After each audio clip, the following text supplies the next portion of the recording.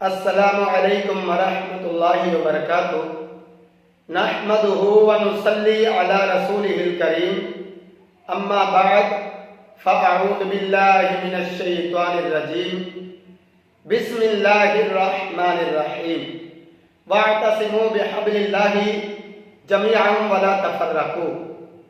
عزیز دوستو، آپ نے دیکھا ہوگا عزیز دوستو آپ نے اس وقت عجیب منظر دیکھا ہوگا کہ مرکز جمعیت اور جمعیت اہل حدیث آپس میں اس وقت شدید انتشار اختلاف کا شکار ہے۔ تنظیمی اختلاف، تنظیمی کام میں کوئی اس پر اعتراض نہیں ہے، کیونکہ تنظیمی اختلاف ہو جانا یہ عقیدے کا اختلاف نہیں ہے، یہ قرآن و سنت کا اختلاف نہیں ہے، یہ معمول کی بات ہے۔ مسئلہ سمجھنے میں اختلاف ہونا، اجتہاد میں اختلاف ہونا کوئی حرج نہیں ہے۔ کیوں؟ اجتہاد میں اختلاف ہوگا تو نبی کریم صلی اللہ علیہ وسلم کے فرمان کے مطابق ایک اجر ملے گا، اگر ہم غلط ہوئے صحیح ہوئے تو 2 اجر ملیں گے، دونوں کو فائدہ۔ اس کے بعد اگر تنظیمی اور سیاسی اختلاف ہوا، مقصد اور نصب العین اعلاء کلمت اللہ، قرآن و سنت کا نفاذ ہے، تو پھر حضرت علی رضی اللہ تعالیٰ کے فرمان کے مطابق، ان کے اس قول کے مطابق وہ آیت پڑھتے تھے وَنَزَعْنَا مَا فِي صُدُورِهِمْ مِنْ غِلٍّ إِخْوَانًا عَلَىٰ سُرُرٍ مُتَقَابِلِينَ، کہ رب کا یہ فرمان ہے کہ لوگ قیامت والے دن جب جنت میں جائیں گے، اللہ ان کے دلوں کو صاف کر دیں گے، غلط فہمیاں دور کر دیں گے، ان کے جو تنظیمی اختلافات ہیں ان کو دور کر دیں گے، وہ ایک دوسرے کے آمنے سامنے بیٹھے ہوں گے۔ تو حضرت علی فرماتے تھے کہ میرا دل کہتا ہے کہ حضرت عثمان رضی اللہ تعالیٰ اور میں جب جنت میں جاؤں گا تو ہم وہاں بیٹھے ہوں گے، اللہ ہمارے دلوں کو صاف کر دیں گے۔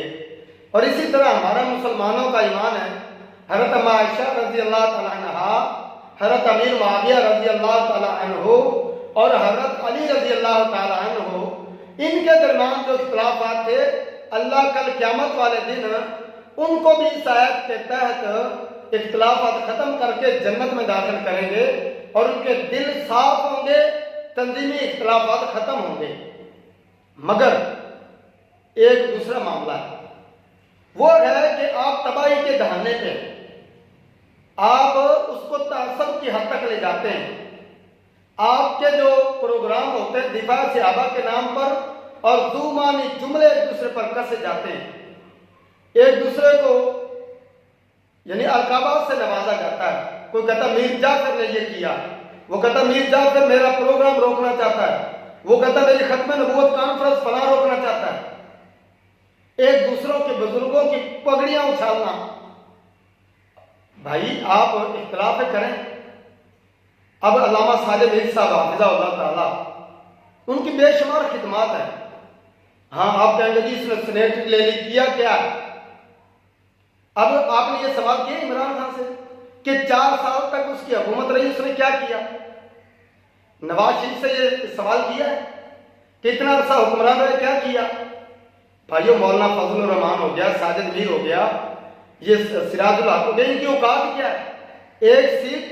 یہ سب اپنے اپنے مسلک کی خدمت کرتے ہیں، اپنے جماعتی کام لیتے ہیں، اور پھر پارلیمنٹ میں جب بھی ضرورت پڑی، جس طرح دفاع صحابہ ہو گیا، ختم نبوت ہو گئی، یہ پروگرام اور اس طرح جس طرح بل یہ پاس کرواتے ہیں، اگر یہ لوگ وہاں موجود نہ ہوں تو یہ لبرل لوگ دین کا تماشا بنا دیں، وہاں جمہوریت کے آڑ میں ایسے ایسے قوانین پاس کر لیں کہ مسلمانوں اور اس طرح جو اسلام لیوا لوگ ہیں، جو راسخ العقیدہ لوگ ہیں، اور اس طرح جو مذہبی طبقات ان کا جینا حرام کر دیں۔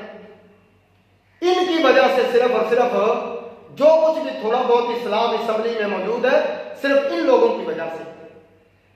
علامہ ہشام الہی ظہیر حافظہ اللہ تعالیٰ، اور اس طرح دوسرے علامہ محتسب الہی ظہیر، اور اس طرح علامہ جو ہے ابتسام الہی ظہیر حافظہ اللہ، یہ سب ہمارے لیے قابل احترام ہے، لیکن ان کی عزت احترام کے ساتھ ساتھ علامہ ساجد میر صاحب، حافظ سعید صاحب، ان سب کی عزت کرنا یہ ضروری ہے۔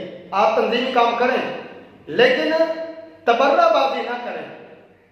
میں ایک مثال دیتا ہوں، اگر کوئی جمعیت ہے حدیث کا کارکن مرکز جمعیت کے ساجد میر صاحب پر بات کرے گا تو نتیجہ پھر شریف چنگوانی صاحب لوگ پوچھتے ہیں کہ مساجد بناتے رہے، کیا کیا ہے، کس طرح کرتے ہیں، کیا کرتے ہیں، ان کا جو کیریئر ہے کس طرح ہے مدرسے کا، اور ان کی زندگی کا کیا لیول ہے، اس کا عوامی خطابت کے اعتبار سے کیا معیار ہے، عوام کے اندر ان کے متعلق کیا رویہ ہے، تو کیا کہیں گے؟ بات کرنے کو کوئی کر دیتا ہے، جب آپ دلیل مانگیں گے تو الگ مسئلہ ہوگا۔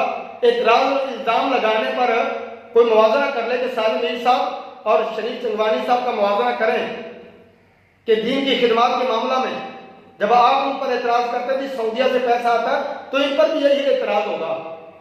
تو اس لیے آپ آپس میں ایک دوسرے کے جو نا گندے کپڑے چوکوں میں نہ دھوئیں، یہ جوتوں میں دال تقسیم نہ کریں، دین کا کام کریں۔ جب تنظیمی اختلاف میں پڑیں گے، جو اصل کام ہے، جو عقیدے اور مسلک کا کام ہے، نظریے اور اسلام کا کام ہے، دفاع صحابہ ختم نبوت کا کام ہے، وہ نہیں کر سکیں۔